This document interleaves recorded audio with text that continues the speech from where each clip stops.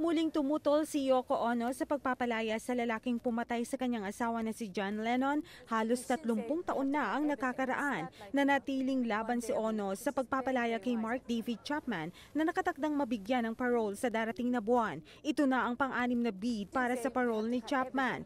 Gaganap si Daniel Craig sa English language remake ng The Girl with the Dragon Tattoo dahil sa natigil na production ng susunod na James Bond film. Nagawa ni Craig na makasama sa naturang proyekto.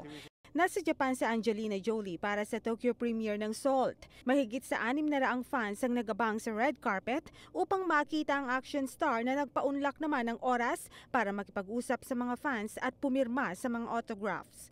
Dumalaw ang nanay ni Lindsay Lohan na si Dina at ang kanyang kapatid na si Ali sa Linwood Correctional Facility kung saan nakakulong ito dahil sa paglabag nito sa kanyang probation sa isang 2007 drunk driving at cocaine possession charge. Para sa iBalita, ako si Rachel Jonedo.